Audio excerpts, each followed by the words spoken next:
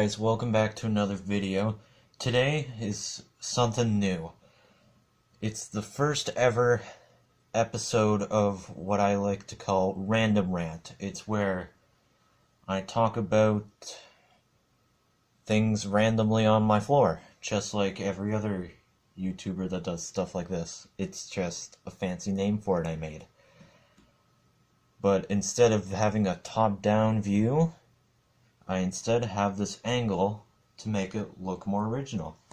But today I'm going to be talking about the 35th anniversary Mario and Zelda Game & Watch.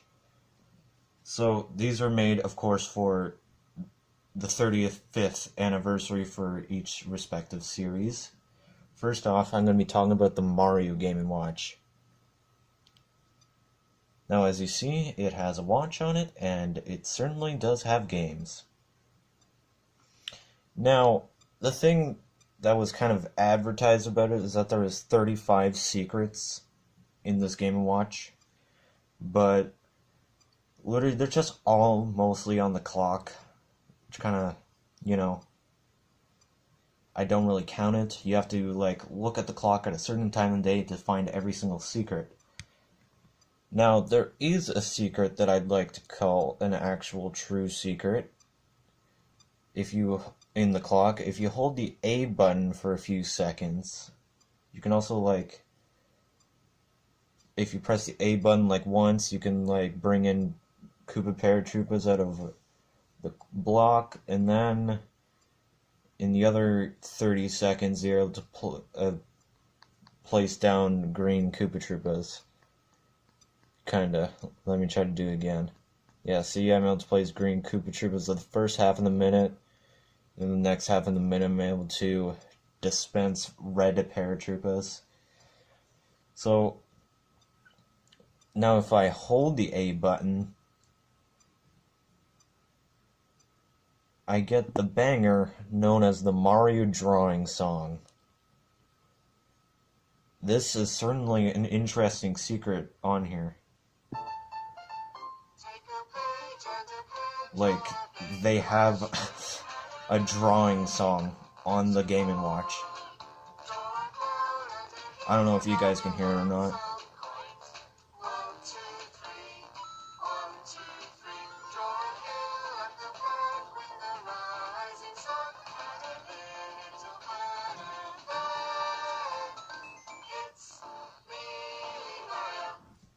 That's certainly an interesting secret to add. But, if you want to know how to draw Mario, now you know. Now, for the game selection, it's pretty lame. For this Game & Watch, the Zelda Game & Watch definitely improved off of it, having more games. We got the original Super Mario Bros., Super Mario Bros. The Lost Levels, and a version of Game & Watch Ball. Now, for Super Mario Bros., a new feature was added where you can change between the normal and hard mode whenever you want, because in the original game, once you beat the normal mode, you're stuck with hard mode forever until you reset the game or cartridge. But you can also choose the world count at any point, even when you never even beat the game yet. So I can go to Super Mario Bros. The Lost Levels here. I never fully beat it, but I could still choose all the way up to World 8, because that's where I gave up, World 8. And yes, I know that this is pretty goofy the way I'm holding the Game & Watch and the screen is shaking a lot. It's the only kind of setup you can get for the Game & Watch. I promise I'll go back to normal content next time. And now, also another fun thing, if you hold the A button, just like you do in the clock, you can get infinite lives. Same thing works for the Super Mario Bros. The Lost Levels, and yeah, I think that's pretty cool. I'll reset the game here, and now with Game & Watch Ball, it works just exactly how it did on the original LCD screen, kinda, but, it's on a digital screen now. You get the same difficulty choosing Game A and Game B, but it's, a digital screen, and it still shows your high score and what score you currently have. And they just replaced the normal Game & Watch character with Mario instead. And also, if you do the same thing and hold the A button, you can now play as Luigi, just like Mario Galaxy.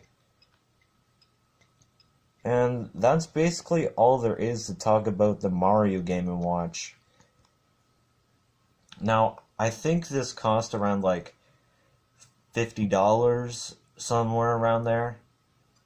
Now, it's definitely like stretching it for just 3 games with very little differences to the original. And sure, there's like the Mario drawing song in it, but paying $50 for a drawing song and 3 versions of a game that barely have any differences to the originals is pretty lame. If that had more games, it would be way more worth it.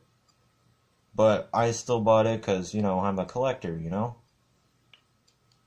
Now, next up here is the Zelda Game & Watch. They definitely treated this a lot better than the Mario Game & Watch. First of all, as you can already tell, there's a stand included.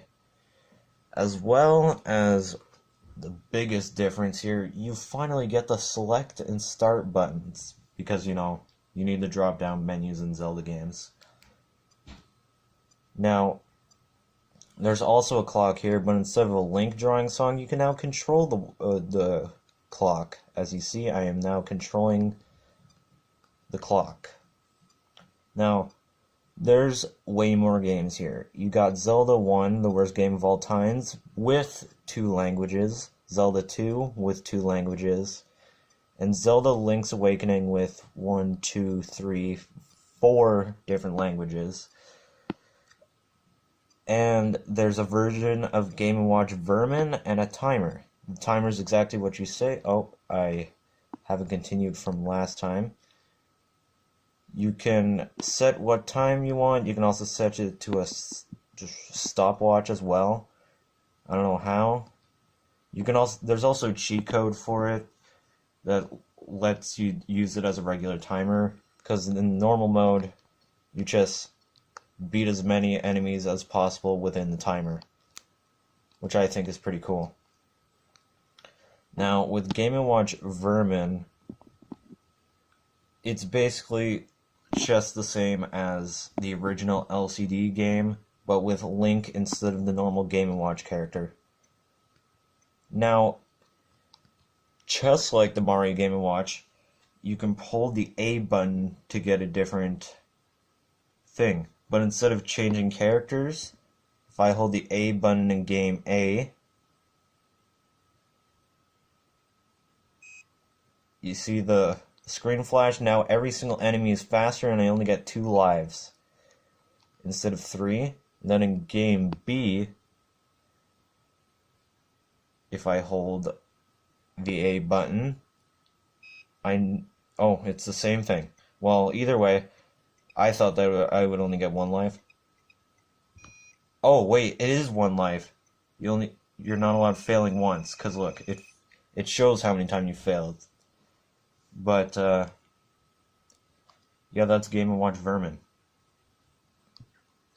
Now, next thing here, with like The Legend of Zelda, for example,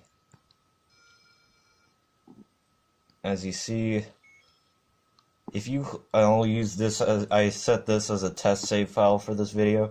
If you hold the A button, notice how I have 3 hearts here? You can get full hearts straight away. That's what I did with my main save file, along with the secret name reveal. But, yeah. That's about it. You can do this with all games. You can do it with Zelda 2. You can do it with Zelda Link's Awakening. Now, the one thing that everybody really complained about is the fact that this isn't the DX version, like the Game Boy Color version with the proper color and a secret dungeon. But since they mostly re-release Link's Awakening DX, I think it was a good idea to put in the original Link's Awakening to switch things up since we usually get